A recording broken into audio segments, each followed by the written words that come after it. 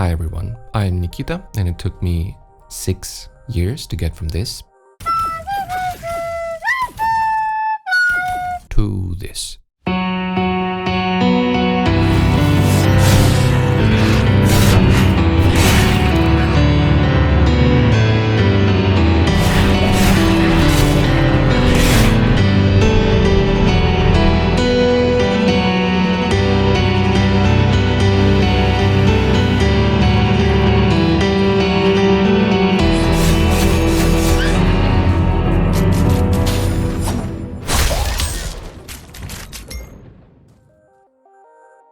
Throughout my game dev journey, I've tried completing 7 different projects, but ended up abandoning all of them due to the lack of skill, scope creep, but mainly because I just wanted to make something big and was playing compromises with myself instead by working on simple roguelikes.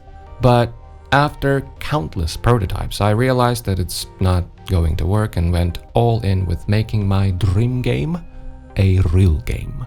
So please welcome VOIN. A first-person with open world-like levels action RPG on which I have been working for the past 3 years and which I'm really excited to share with you. Now, in video games, I value the most just a few things: freedom of exploration, deep character customization, and some good first-person combat. And there are just not that many games that provide that. Elder Scrolls comes to mind, and that's it, so I went on a journey of making one myself. VOIN is all about freely exploring intricately crafted world, slaying hundreds of monsters and bosses, building your character with various items and abilities, and do quests on your journey of defeating the evil that has plagued these sacred lands.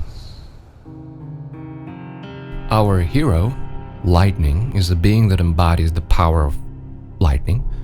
When he was tasked with coming to this realm in an endeavor of stopping the necromancer that toyed with nature's laws, he found out that the armor that was built by an elemental mage for lightning to possess is a prison which he cannot escape. And not only that, the mage can now control lightning's will and command him to do whatever ill-wished things he wants him to do. But anyway, I think I'll do the baby steps with these devlogs, so today we'll focus on something specific: the hub area, which will act as a place of respite where the player will be able to manage and upgrade acquired items, level up and learn new abilities, trade or get new quests. So, the hub. Behold, Amarect.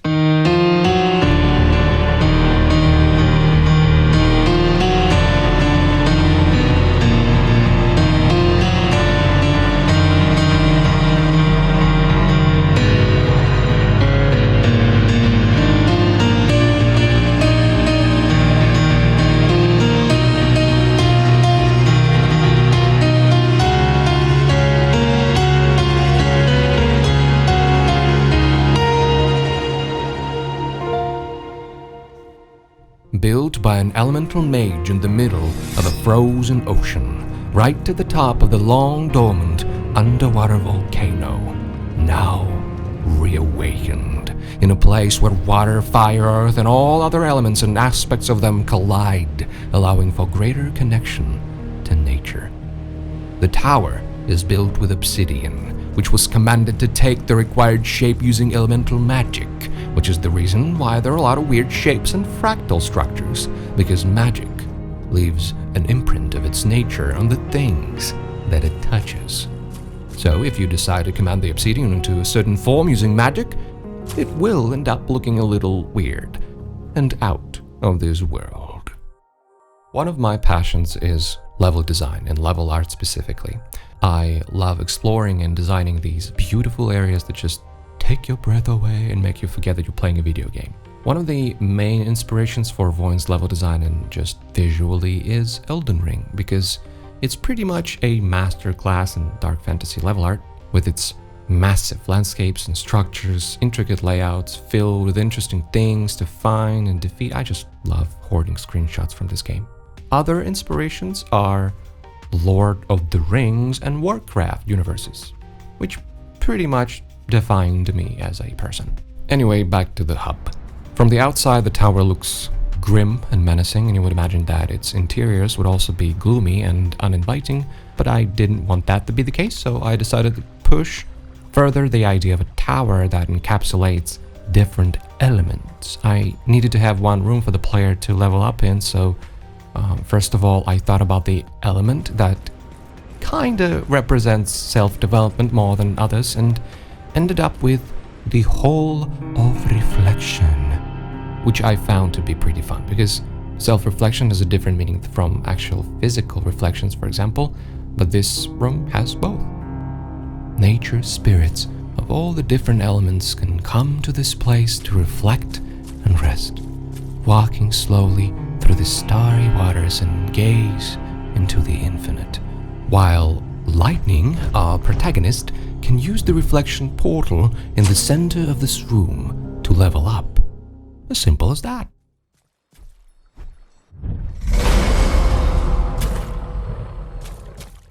Aside from leveling up, Lightning should also be able to cleanse any items and artifacts that he finds on his journeys. And I thought, what other element can be better at cleansing things than fire? And also the idea of having a lava room naturally loops to the initial lore bit that the whole tower was built on top of a volcano. For the actual cleansing mechanic, I initially thought about this huge lava rock that just smashes the anvil that you put your items on, which was pretty much inspired by the Forge from Astral Ascent. But I felt that it might be a little bit too copy-pasty, so I ended up with an equally huge bell that cleanses the items with its powerful resonating sound.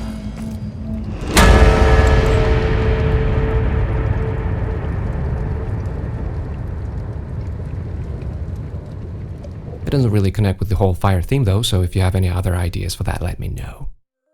Now let's break it down. Before starting with actual level design and level art, I need to build a clear mental image of what I'm about to build.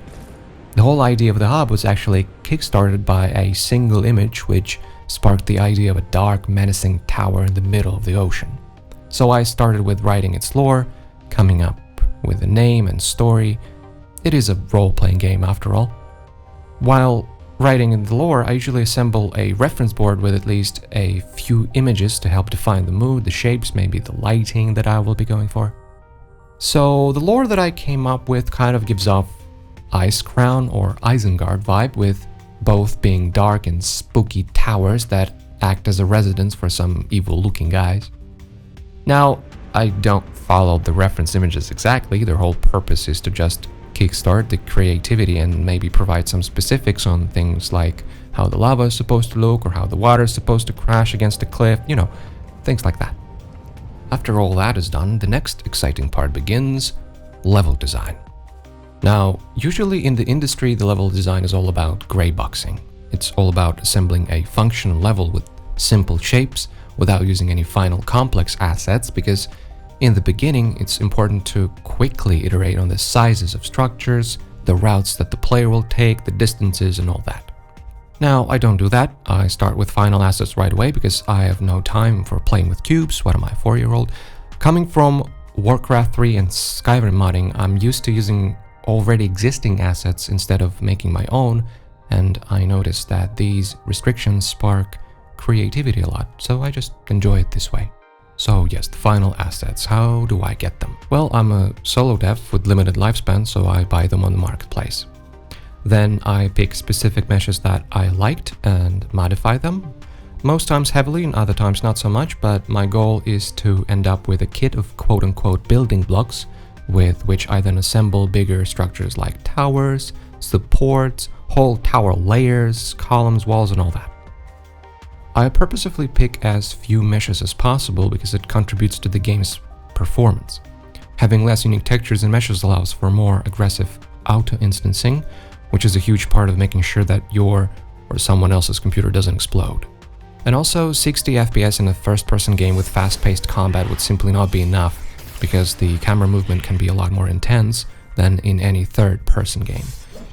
And the game features open world-like levels, which is pretty much the most challenging aspect when it comes to optimization. So yeah, the fewer textures and meshes and the lighter they are, the easier my life is. All that also contributes to the game's simple and somewhat stylized visuals. By the way, one simple trick that all doctors hate and that I find to work really well with VOIN's visual style is Unreal's native tool for merging meshes together using approximation, which combines all selected meshes into one, simplifies it and merges all materials into one, which is super nice. This method is probably not going to work for games with realistic graphics, but if your game is planned to look weird, which nowadays is called stylized, then that's a perfect way of making sure that it does indeed look weird.